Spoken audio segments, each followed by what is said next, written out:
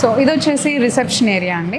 And వీళ్ళు vast wide రేంజ్లో construct చేశారు. ఇక్కడ వచ్చేసి ల్యాబొరేటరీ ఉంది అండ్ మల్టిపుల్ డాక్టర్స్ మనకి కన్సల్టేషన్కి ఉన్నారు కాబట్టి ఇక్కడ వాళ్ళకి సంబంధించిన క్యాబిన్స్ అన్నీ కూడా ఉన్నాయి. సో ఇవన్నీ చూడొచ్చు. And consultation room and post and pre operative theatre ఉంది అండ్ అడ్వాన్స్డ్ టెక్నాలజీస్తో ఉన్న ఆపరేషన్ థియేటర్ ఇది. ఇప్పుడు ఇందులోకి వెళ్ళి మనం చూద్దాం.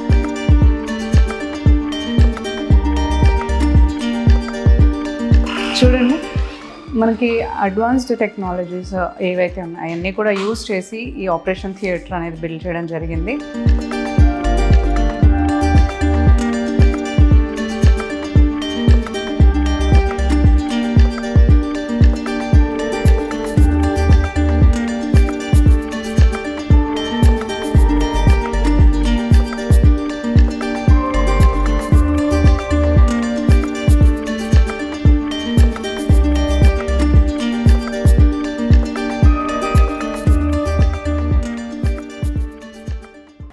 Hello, welcome to hi TV. నేను మీ యాంకర్ కీర్తిని. ఈరోజు మనం వచ్చేసాము కేపీహెచ్బి రోడ్ నెంబర్ 1లో ఉన్న జెనసిస్ ప్రిసిషన్ పెయిన్ మేనేజ్మెంట్ క్లినిక్లోకి. ఇక్కడ మనం డాక్టర్ గారితో కలిసి వీళ్ళ స్పెషాలిటీ ఏంటి, పెయిన్ రిలీఫ్లో అనేది అన్ని కూడా తెలుసుకుందాం. సో ఫస్ట్ ముందుగా మనతో ఉన్నారు ఇక్కడ డాక్టర్ రాజేష్ ఖన్నా గారు. తిను critical management and anaesthesian specialist as well as he's doing pain management in this clinic. And doctor Swaroop Chandra గారు ఉన్నారు. వీరు వచ్చేసి ఆర్థోపెడిక్ అండ్ ఆర్థరైటిస్ స్పెషలిస్ట్ అనమాట. సో వీళ్ళిద్దరితో మనము ఈ పెయిన్ రిలీఫ్ మేనేజ్మెంట్ ఈ జెనసిస్ హాస్పిటల్లో లైక్ జెనసిస్ క్లినిక్లో మనకి ఎలా ప్రొసీజర్స్ ఉంటాయి ఏంటి అనే అన్ని డౌట్స్ కూడా ఇప్పుడు మనం క్లియర్ చేసుకుందాం. సో హాయ్ అండి. నమస్కారం. హలో అండి. హాయ్. హలో. సో చెప్పండి డాక్టర్ గారు, అంటే లైక్ ఇప్పుడు మనకి పెయిన్ రిలీఫ్ మేనేజ్మెంట్ క్లినిక్స్ అనేవి చాలా ఎక్కువగా ఉంటున్నాయి. సో ఇక్కడ మనకి స్పెషల్గా జెనసిస్లో మీరు ఏ ప్రొసీజర్స్ ఫాలో అవుతున్నారు, లేదంటే మీ స్పెషలైజేషన్ ఏంటి? సో ఇన్ సిటీలో చూస్తే అండి we have lots of pain management centres అన్నమాట. బట్ యూనో స్పెషాలిటీ మాకు వాళ్ళకి డిఫరెన్స్ ఏంటంటే, నార్మల్గా ఏంటంటే అండి వాళ్ళ యూజువల్గా if you go to any centre you have only one doctor who is trained in pain specialist. Mostly అన్ని చోట్ల ఏంటంటే అనస్థీషియా డాక్టరే ఉంటున్నారు అనమాట. They are trained in pain and they are doing pain management. But మా క్లినిక్లో speciality ఏంటంటే we are around 4 doctors ఉన్నాం. ఒకళ్ళు ఇద్దరేమో ఆర్థోపెడిషియన్స్ ఉన్నాము, ఒకళ్ళేమో న్యూరో సర్జన్ ఉన్నాము, ఒకళ్ళేమో అనస్థీషియాలజిస్ట్ ఉన్నారు. But all are equally trained in pain management. Okay, అంటే ఇంతమంది నీడెడా మనకి? అంటే ఇప్పుడు బేసికలీ చెప్పాలంటే ఇప్పుడు knee joint, shoulder joint, elbow joint అంటే ఇవన్నీ ఏంటంటే మా డైలీ రొటీన్ లో వీఆర్ ట్రైన్ ఇన్ దట్ అనమాట. అంటే మేము సర్జరీస్ చేస్తాం, ఇవి కూడా చేస్తాం. బట్ వి నో అంటే మాకు ఆ జాయింట్ గురించి బాగా క్లియర్ కట్ ఐడియా మాకుంటుంది. సో ఇప్పుడు ఒక న్యూరో సర్జన్ చూస్తున్నారు అనుకోండి, సో బ్రెయిన్ గురించి, స్పైనల్ కార్డ్ గురించి, స్పైన్ ప్రాబ్లమ్స్ గురించి బీయింగ్ అన్ ఆర్థోపెడిషియన్ నాకు తెలుసు, బీయింగ్ అన్ అనస్థీషియాలజిస్ట్ సార్కి తెలుసు. But he knows better than us neuro surgeon తోటి. ఎందుకంటే ఈ ఆపరేట్ పీపుల్, ఈ ఆపరేట్ పేషెంట్ బేసికల్లీ. ఇప్పుడు నేను ఆపరేట్ చేస్తాను, నేను నీ రీప్లేస్మెంట్ చేస్తాను, నేను స్కోపీస్ చేస్తాను. బట్ ఏంటంటే అక్కడ క్లియర్గా ఎవరికి ఈ ప్రొసీజర్స్ చేయొచ్చు, ఎవరికి చేయకూడదు అనే ఐడియా నాకుంటుంది.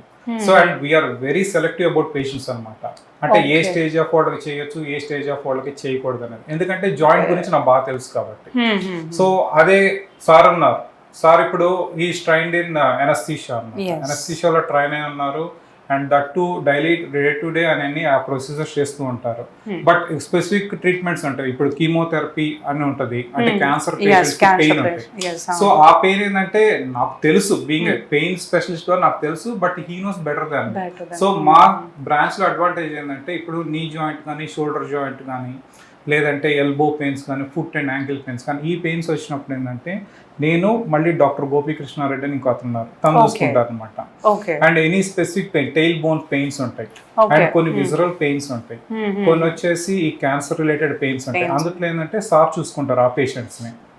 అండ్ బ్రెయిన్ కి సంబంధించి, స్పైనల్ కార్డ్ సంబంధించి ఈ ప్రాబ్లమ్స్ ఎవరైనా స్పెసిఫిక్గా వచ్చారంటే న్యూరో సర్జన్ ఉన్నారు, డాక్టర్ శివానంద్ రెడ్డి అన్నారు, అతను చూసుకుంటారు అనమాట. సో మాకేంటంటే అన్నిటికీ ఒకటే డాక్టర్, ఒకటే వైద్యంలా కాకుండా సో ఏ స్పెషాలిటీకి ఆ స్పెషలిస్ట్ ఉన్నారు అనమాట. That is biggest advantage about our centre. Okay ఇవి అంటే మేము ప్రాబ్లమ్ సాల్వ్ చేయడం important. So diagnosis is a very important part of the pain management.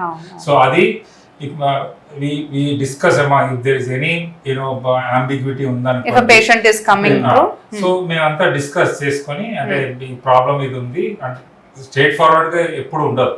అప్పుడప్పుడు డయాగ్నోసిస్ డిఫికల్ట్ ఉన్నప్పుడు మేము డిస్కస్ చేసుకొని డయాగ్నోసిస్ చేసి what is the best treatment అనేది చెప్తాం. ట్రీట్మెంట్ అడ్వైజ్ అన్ని చేస్తాం. సో ఇప్పుడు పేషెంట్ వచ్చినప్పుడు కూడా ఏంటంటే మేము స్పెసిఫిక్గా we are treating that root cause అనమాట. అంటే ఎగ్జామిన్ చేస్తాం పేషెంట్కి ఇన్వెస్టిగేషన్ ఏది రిక్వైర్డ్ ఇన్వెస్టిగేషన్ చేసుకుంటాం. And we talk among our cells అనమాట, ఏది బెటర్ ట్రీట్మెంట్ ఈ పేషెంట్స్కి అనేది అది చూసుకొని then will go forward.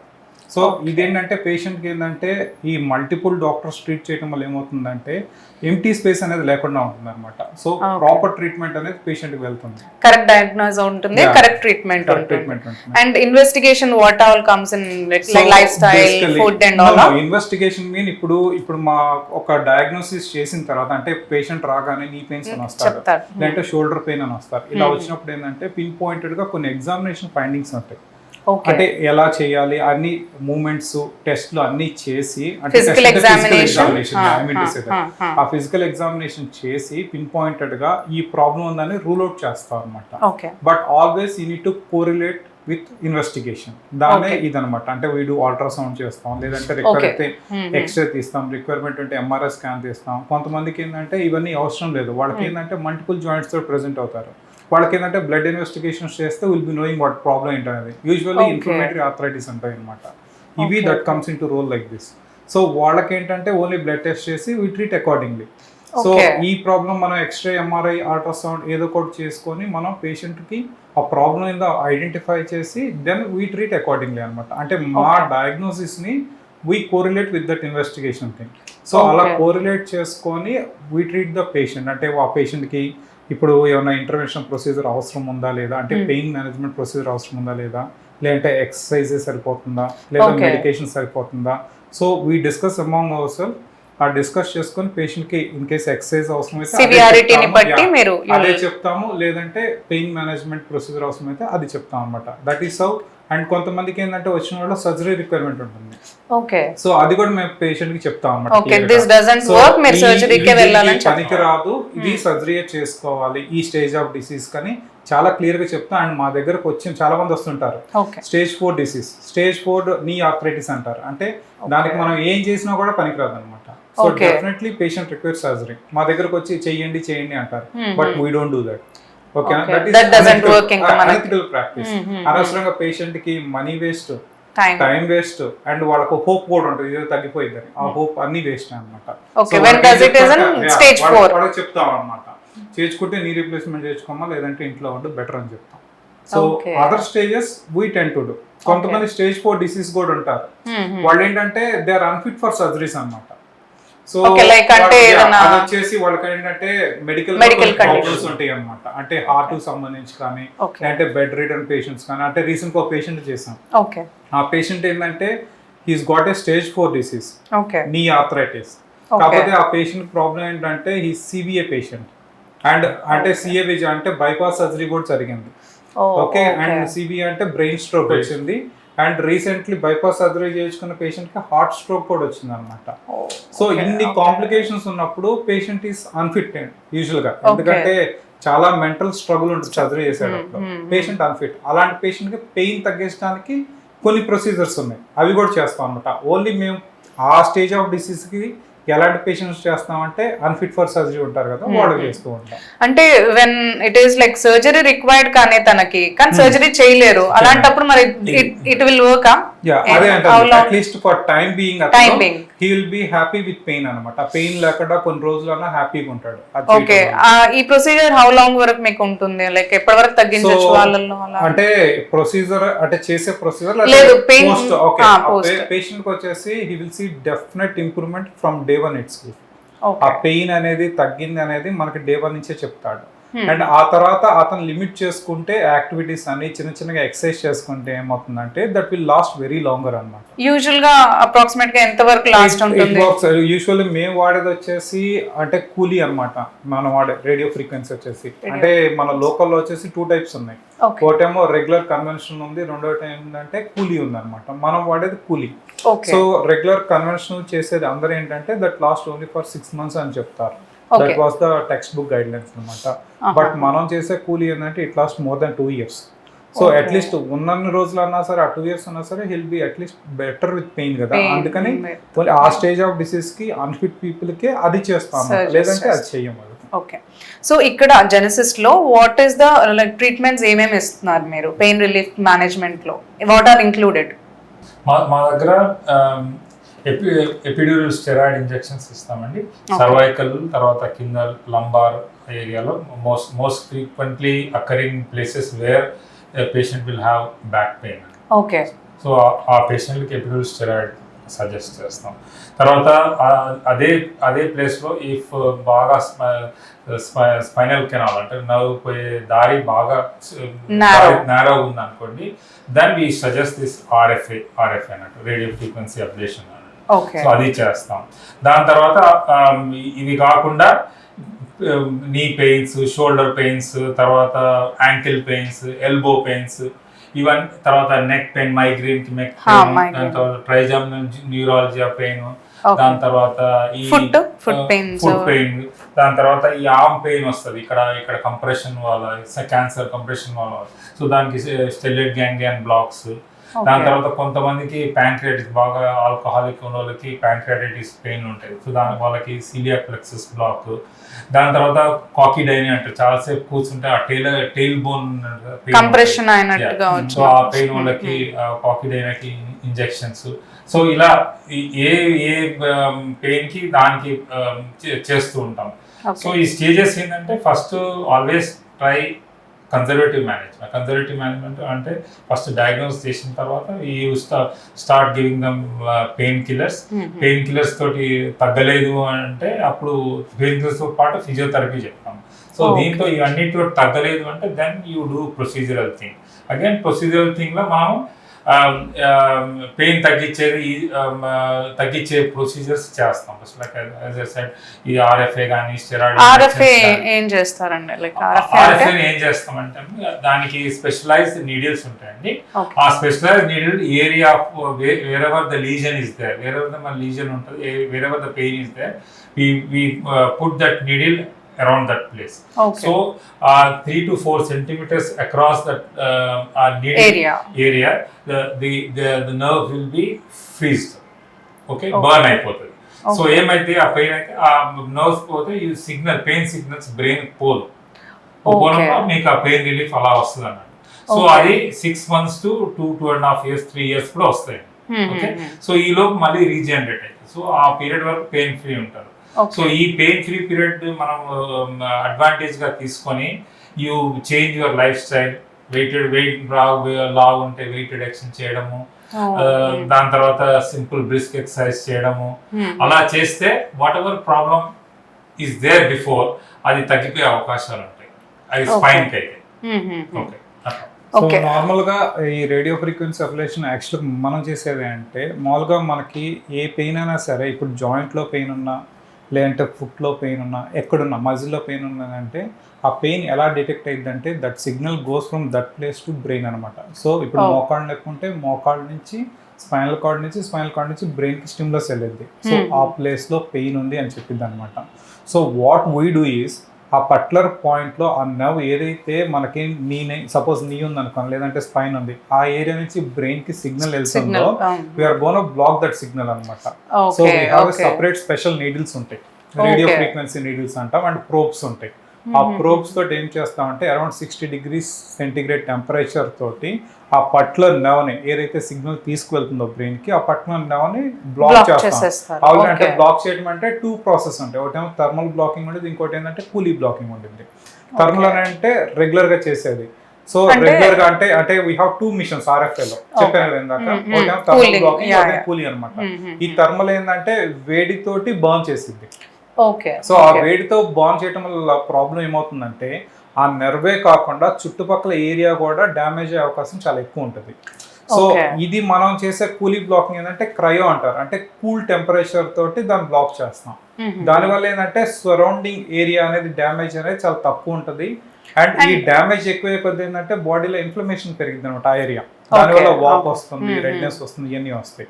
So ఈ కూలీ వల్ల అడ్వాంటేజ్ ఏంటంటే దాంతో పిన్ పాయింట్ గా బ్లాక్ చేస్తాం. ఈ సైడ్ ఎఫెక్ట్స్ అడ్వాంటేజ్ ఉంటుంది. ఆ బ్లాక్ చేయడం వల్ల ఏమవుతుందంటే ఆ పెయిన్ సిగ్నల్ అనేది మన నీ జాయింట్ నుంచి బ్రెయిన్ కు వెళ్ళదు. సో ఆ సిగ్నల్ బ్రేక్ చేయడం వల్ల ఏమవుతుందంటే పేషెంట్ పెయిన్ ఫ్రీ అవుతాడు. సో ఆ పెయిన్ ఫ్రీ అంటే మన బాడీకి ఎలా ఉంటుందంటే రెస్పాన్స్ అనేది ఒకసారి కనుక పెయిన్ సిగ్నల్ బ్రేక్ చేస్తే బాడీలో సెల్ఫ్ హీలింగ్ కెపాసిటీ ఒకటి వచ్చింది అనమాట. ఆ సెల్ఫ్ హీలింగ్ వల్ల ఏమవుతుందంటే సో కాల్డ్ పాత పెయిన్స్ ఏమున్నా సరే సిగ్నల్ లేదు కాబట్టి దానికి రీజనరేట్ అయిపోయి so painless moments, pain free moments వస్తాయి అనమాట. పేషెంట్ డౌట్ వచ్చింది, మరి మీరు ఆ స్పర్శ అనేది తీసేస్తారు కదా, మరి నా మోకాలు పట్టుకుంటే తెలుస్తుందా, లేదంటే మోకాలు జాయింట్ సెన్సేషన్ ఉంటుందా, ఇవన్నీ అడుగుతా ఉంటారు ఇచ్చేసేటప్పుడు యూజువల్ గా. సో మనం పట్లర్ బ్లాక్ చేసేది ఏంటంటే ఓన్లీ పెయిన్ స్టిమ్యులస్. అంటే సెన్సేషన్ లో డిఫరెంట్ టైప్స్ ఉంటాయండి. ఒకటి ఫైన్ టచ్ అంటారు, హార్ట్ టచ్ ఉంటాయి, లేకపోతే జాయింట్ సెన్స్ ఉంటుంది. ఇవాళ డిఫరెంట్ టైప్స్ ఉంటాయి అనమాట. మనం బ్లాక్ చేసేది ఓన్లీ పెయిన్ తీసుకెళ్లే నర్వ్ ఒకదాన్ని బ్లాక్ చేస్తాం అన్నమాట, not the other senses. And only that area కదా, మీరు ఏదైతే పర్టిక్యులర్ ఏరియా ఏదైతే ఉంటుందో ఆ జాయింట్ నర్వ్ మనం బ్లాక్ చేస్తాం, that to with cryo. So that is what we are advantages అన్నమాట. ఇక్కడ మన దగ్గర కూలీ ఉంది, కూలీ ఓకే. ఈ ఓన్లీ మన దగ్గరే అంటే మీ దగ్గరే ఈ కూలీ మన స్టేట్ లో వచ్చేసి ఓన్లీ 2 ప్లేసెస్ లో ఉన్నాయండి. ఒకటి వచ్చేసి అంటే మెయిన్ ఫస్ట్ తీసుకుందే మనం అన్నమాట. So that is bigger advantage. Okay okay.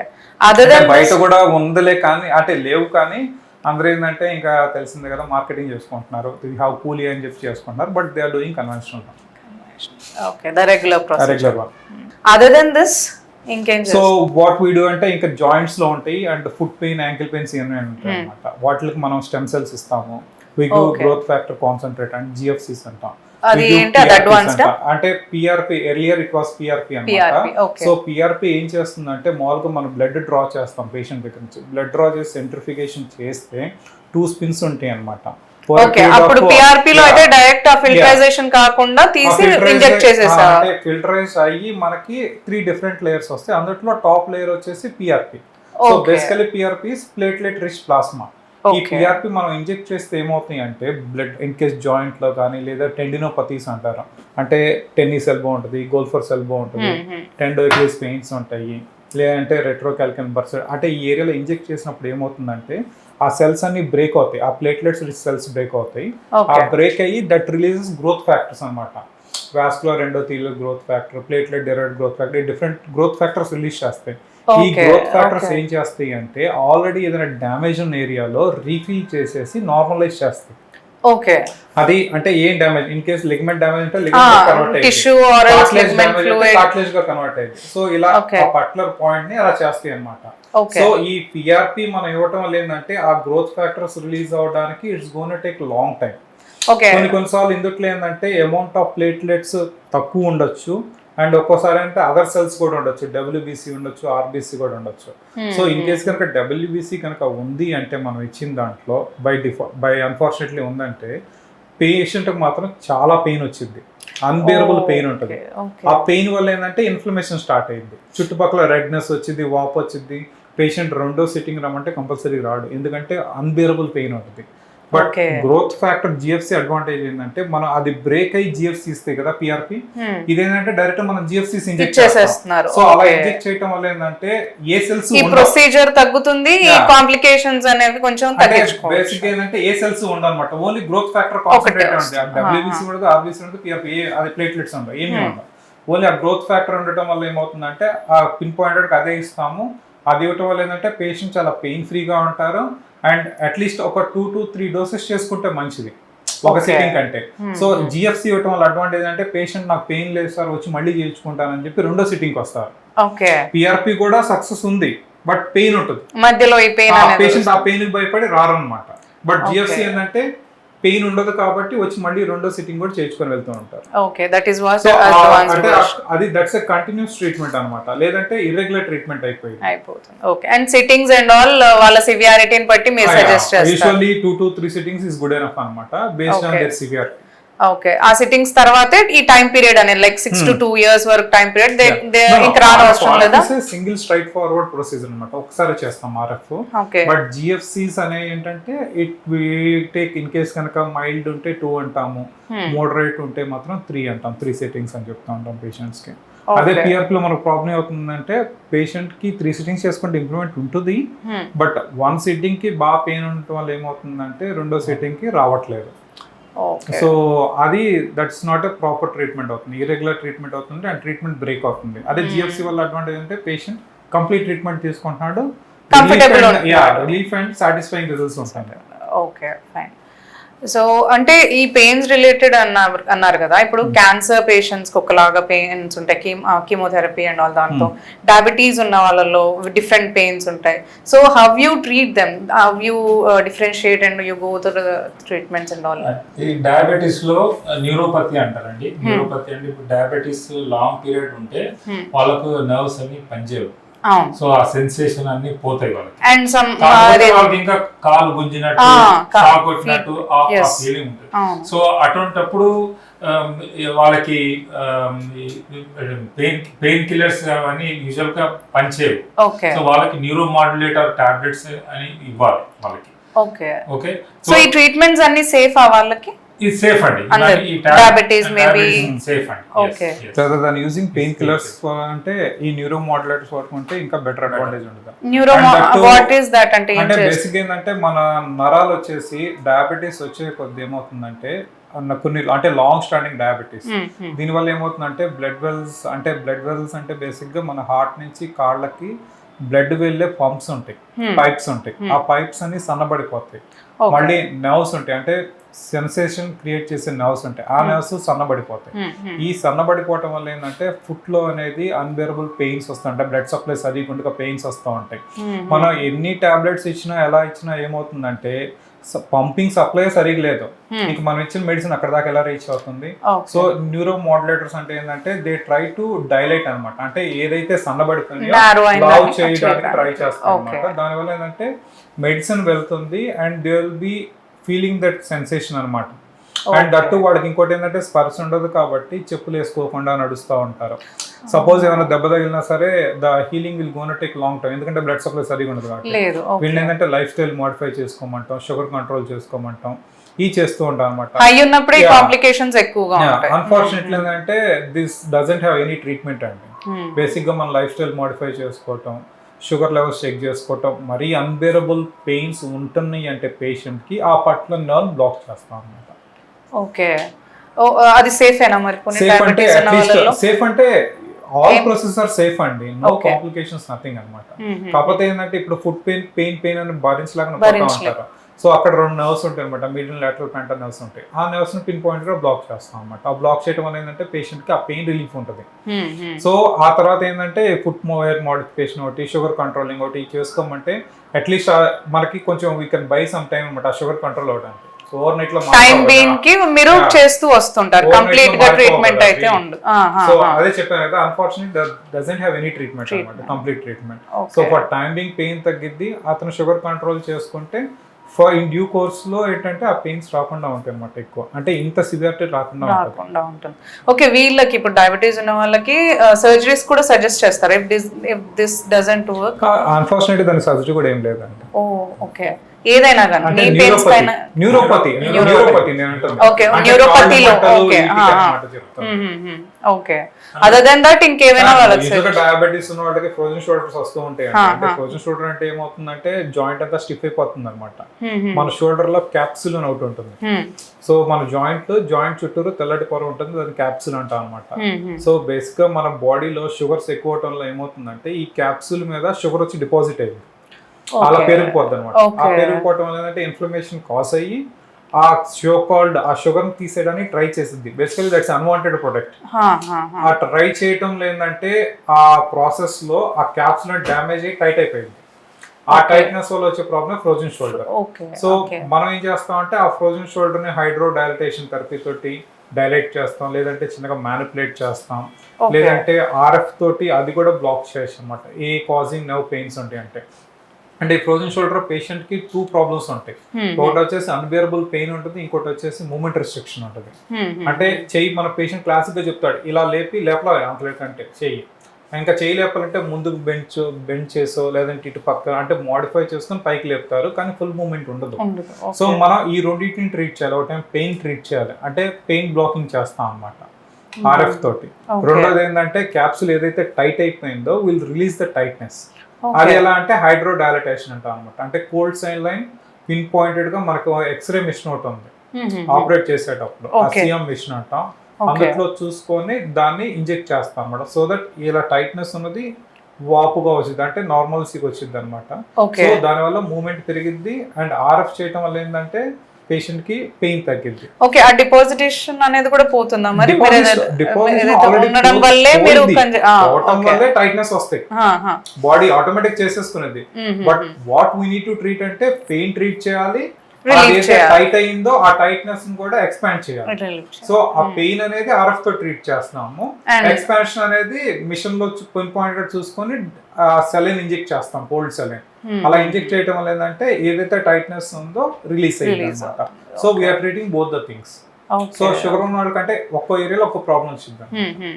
And ఇది ఇప్పుడు అంటే మీరు లాంగ్ టైం వరకు అంటున్నారు కదా, డయాబెటీస్ లో కూడా 2 టైప్స్ ఉన్నాయి కదా. లైక్ చిన్నప్పుడు టైప్ 1 లో ఉన్న వాళ్ళకి కూడా ఇవి వర్క్ చేస్తాయా ఇప్పుడు? అంటే టీన్స్ లో, చైల్డ్హుడ్ లో టైప్ 1 వస్తుంది. Depend on type 1 and type 2 అండి. బేసికల్లీ వస్తారా అలా పేషెంట్స్ ఎవరైనా? అనేది అలా ఒకే రకంగా ఉంటుంది అనమాట అందరికి. న్యూరోపతి తోటే ప్రెసెంట్ అవుతారు, whether it is type 1 or type 2 ఏదైనా సరే. సో మనకి డయాబెటీస్ రావడానికి కారణాలు అయ్యి టైప్ 1 టైప్ 2 అనేది. బట్ వచ్చిన తర్వాత ప్రాబ్లమ్స్ ఉండేది ఒకటే. ఓకే, అంటే టైప్ 1 కి కూడా సేమ్ వీళ్ళకి ఏముంటుంది అలాగే ఉంటుంది. అంటే ఆ ప్రాబ్లం అంటే మనం we are treating that problem. Duration of diabetes అంటే ఎన్ని సంవత్సరాల నుంచి ఉంది. More the diabetes duration, more complications. అలా పేషెంట్స్ ఎవరైనా వచ్చారా లైక్ టీన్ లో గానీ? Luckily we have not seen anyone. Okay okay. Cancer గురించి అడిగారు కదా, క్యాన్సర్ గురించి. క్యాన్సర్ పెయిన్ అనేది మనం బోన్ కి పాకితేనే ఆ పెయిన్ వస్తుంది, బోన్ పెయిన్ వస్తుంది.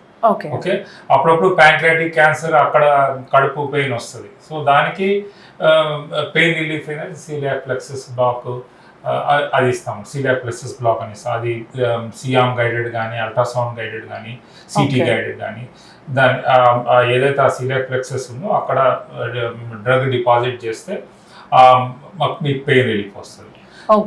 మన మోస్ట్ కామన్ క్యాన్సర్స్ నేను చెప్పేది. తర్వాత ప్రాస్టేట్ క్యాన్సర్ బోన్ వర్క్ పాకిందంటే వాళ్ళకి అన్బేరబుల్ పెయిన్ ఉంటుంది. సో వాళ్ళకి ఈ radio frequency ablation along with pain medications will help. Most of the time అంటే ఈ క్యాన్సర్స్ వాళ్ళకి మనం స్టేజ్ వైజ్ గా పోవాలి. సో కొంచెం ఫస్ట్ ఓరల్ మెడికేషన్స్ ఇస్తాం, లైక్ పారాసిటమాల్, సింపుల్ మెడ్, అల్ట్రాసెట్, ట్రామడాల్ అని ఇస్తాం. సో దాంతో తగ్గలేదంటే ఇక నెక్స్ట్ స్టెప్ కి పోతాం. ఓపియాయిడ్ ప్యాచెస్ అని ఉంటాయి, ఫెంటనిల్ ప్యాచెస్ అని ఉంటాయి, బ్రూఫినాఫిన్ పెయిన్ ప్యాచెస్ అని ఉంటాయి. ఓకే, సో దీంతో కూడా తగ్గలేదు అంటే దెన్ నెక్స్ట్ స్టెప్ ఈ proper treatment depending upon the cancer type అన్నట్టు. సో ఇప్పుడు నార్మల్ గా కొంతమంది పేషెంట్స్ కి నీ రీప్లేస్మెంట్ సర్జరీ తర్వాత కూడా పెయిన్ వస్తూ ఉంటుంది కదా. So how they what you suggest for them, like how they what they ask? Knee replacement అనేది one of the successful surgery అండి. ఓకేనా, బట్ కొంతమందికి ఏంటంటే అన్ఫార్చునేట్లీ ఫిజియోథెరపీ చేసినప్పుడు చాలా ఎక్కువ పెయిన్ ఉంటుంది, కొంతమందికి అసలు పెయిన్ ఉండదు. ఓకే, అంటే దే డూ ఎక్స్ట్రీమ్లీ వెల్. అంటే ఆపరేషన్ చేసిన వెంట నుంచి నడిచేస్తారు, ఆ డే 1 నడిపిస్తాము ఆపరేషన్ చేసిన రోజే. అలా కొన్ని రోజులు ఫిజియోథెరపీ చేయించుకోమంటాం, ఎందుకంటే ఆ స్టిఫ్నెస్ అనేది ఏది రాకుండా. కొంతమందికి ఏంటంటే ఫిజియోథెరపీ అనేది భయం ఉంటుంది, కొంతమంది ఏంటంటే టైట్ గా అయిపోతాయి వాళ్ళ కాళ్ళు ఇవన్నీ. సో వీళ్ళకి ఏంటంటే మనం ఆర్ఎఫ్ చేయొచ్చు అనమాట. ఆర్ఎఫ్ చేస్తే ఏంటంటే ఆ టైట్నెస్ పోతుంది అండ్ దట్టు ఆ ఫ్రీనెస్ వచ్చింది. ఫిజియోథెరపీ చేయించుకోవడానికి కూడా చాలా ఈజీగా ఉంటుంది. సో అది అందరికి అవసరం లేదు, అంటే కొంతమందికి పిన్ పాయింటెడ్ గా ఆపరేషన్ చేయించుకున్న తర్వాత నీ రీప్లేస్మెంట్ బాగా టైట్ గా ఉంటుంది, కాళ్ళు నొప్పులు వస్తుంది, ఫిజియోథెరపీ చేయించుకుంటే భయం వస్తుంది, ఇలా అనే వాళ్ళకి ఈ ప్రొసీజర్ రికమెండ్ చేయొచ్చు అనమాట. ఓకే, ఇప్పుడు నీ రీప్లేస్మెంట్ సర్జరీ అనేది మళ్ళీ నీడెడ్ ఉంటుందా once it is done? Different story అండి. నీ రీప్లేస్మెంట్ మళ్ళీ రిక్వైర్మెంట్ ఉంటుందా అంటే కొంతమందికి 2 థింగ్స్ ఉంటాయి అనమాట. ఒకటి ఏంటంటే ఇన్ఫెక్షన్ రావచ్చు. ఇన్ఫెక్షన్ వస్తే ఏమవుతుందంటే దెన్ అగైన్ ఆ కాజ్ అని తెలుసుకొని ఆ ఇన్ఫెక్షన్ ఆ బగ్ ఏంటో ఐడెంటిఫై చేసి దాని తర్వాత మళ్ళీ లోపల ఏదైతే ఇంప్లాంట్స్ ఉన్నాయో అవన్నీ తీసేసేయాల్సి ఉంటుంది. So that is one sort of thing. ఇంకోటి ఏంటంటే లాంగ్ రన్లో అంటే ఒక 10 years 15 years ఇది దాటిన తర్వాత ఏమవుతుందంటే ఇంప్లాంట్స్ లూజన్ అవుతాయి అనమాట.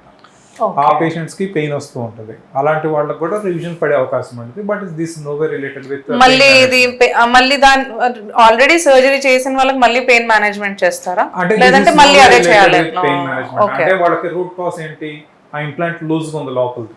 Okay, so you need to treat that. So ఆ లూజ్ ఉన్న దాన్ని ఏంటంటే అది తీసేసి ఇన్ఫెక్షన్ ఉందో లేదో రూల్ అవుట్ చేసుకొని వేరే ఇంప్లాంట్స్ మార్చుకోవాల్సి ఉంటుంది. That you call it as revision knee replacement. Okay, సర్జరీకి వెళ్ళిన తర్వాత ఇంకా లాంగ్ ఎప్పుడే కానీ నొప్పి వచ్చింది అంటే ఇంకా సర్జరీదే చూసుకోవాలి, అంటే మేనేజ్మెంట్ కి ఇంకా రాలేరు బ్యాక్ మళ్ళీ. అంటే you mean to say revision వాళ్ళు అంటే ఆల్రెడీ చేసిన వాళ్ళు ఆల్రెడీ చేసిన అంటే అదే చెప్పాను కదా, అది infection non infection cause rule out చేసుకొని we need to treat those cases. Okay, అంటే అంతేగాని ఆ పెయిన్ వచ్చింది కదా అని చెప్పి వాళ్ళకి చేయకూడదు. Okay okay, non infected if the knee joint is okay, they I mean post the implants are okay, no infection unte balak pain unte we suggest this. Okay, okay, fine. Alage back surgeries వాళ్ళకు కూడా back surgeries 1 level 2 level discectomy, laminectomy, disc తర్వాత spine fusion వీళ్ళంతా అయిన వాళ్ళకు కూడా failed back syndrome అనేది ఒక entity ఉంది. సో ఆ ఫెయిల్డ్ బ్యాక్ సిండ్రోమ్ వల్ల అంటే వాళ్ళకు ఇంకా పెయిన్ బ్యాక్ పెయిన్ ఇంకా ఉంది అని ఏదో ఫీలింగ్ ఉంటుంది. సో వాళ్ళకి కూడా ఈ రేడియో ఫ్రీక్వెన్సీ అబ్లేషన్ చాలా బాగా పనిచేస్తుంది. ఓకే, ఇప్పుడు ఇది మైగ్రేన్ వీటన్నిటి పెయిన్స్ కి కూడా మీకు రిలేటెడ్ ఉంటుంది, లైక్ ట్రీట్ చేయొచ్చా? యూజువల్ గా న్యూరో సర్జన్ చేస్తారు.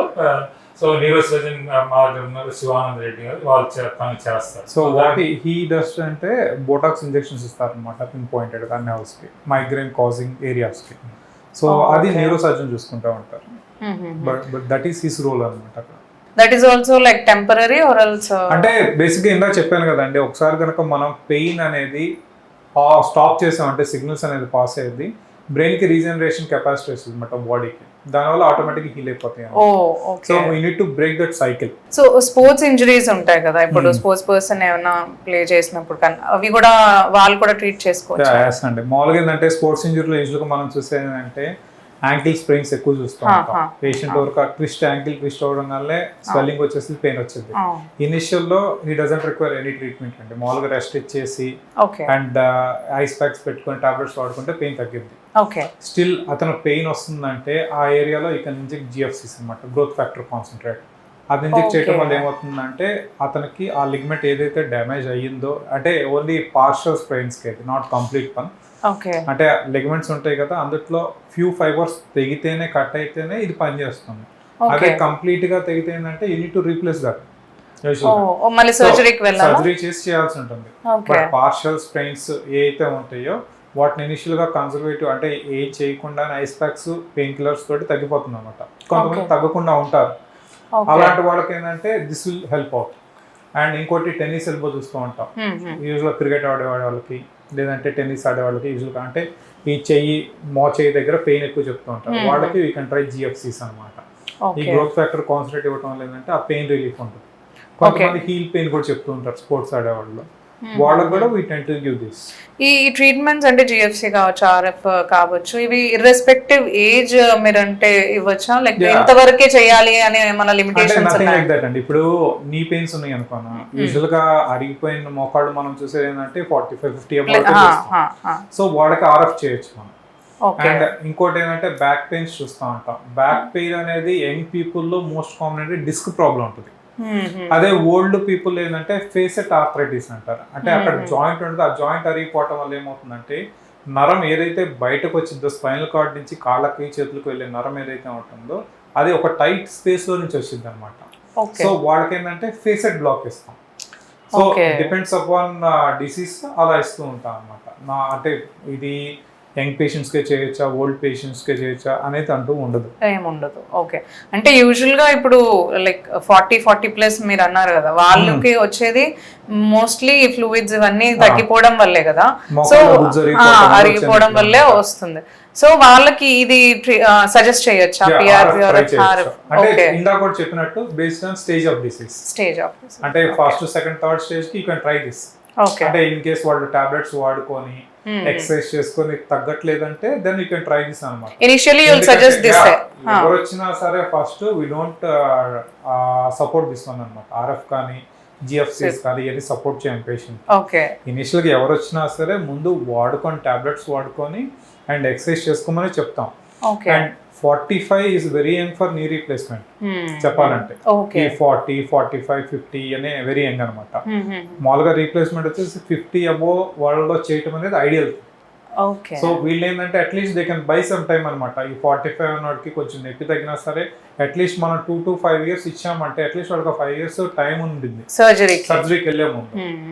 ఇలాంటి వాళ్ళకి చేయొచ్చు అనమాట ఆర్ఎఫ్ అనేది జిఎఫ్సిస్ అనేది. సో చూసారు కదండి, ఇక్కడ మనకి జెనసిస్లో మన ప్రాబ్లమ్స్తో వచ్చిన వాళ్ళకి, అంటే ఎవరికైనా పెయిన్ ప్రాబ్లంతో వచ్చిన వాళ్ళకి Dil have a special team. Specific pain అంటే ఏదైతే ఉందో అది గుర్తించి వాళ్ళు దాని తగ్గ ట్రీట్ చేయడానికి ఇక్కడ మల్టిపుల్ డాక్టర్స్ ఉన్నారు మనకి ట్రీట్ చేయడానికి. అండ్ సో ఇంకేమైనా డౌట్స్ ఉన్నట్లయితే మనం ఇక్కడ మన స్క్రీన్లో వీళ్ళ కాంటాక్ట్ డీటెయిల్స్ అనేవి మనం డిస్ప్లే చేస్తున్నాము. సో తప్పకుండా మీరు కాంటాక్ట్ చేసి మీ డౌట్స్ ఏవైతే ఉన్నాయో అవన్నీ కూడా క్లారిఫై చేసుకోవచ్చు. ఇది ఈ clinic Genesis precision pain management clinic వచ్చేసి KPHB రోడ్ నెంబర్ 1లో మనకి ఉంది.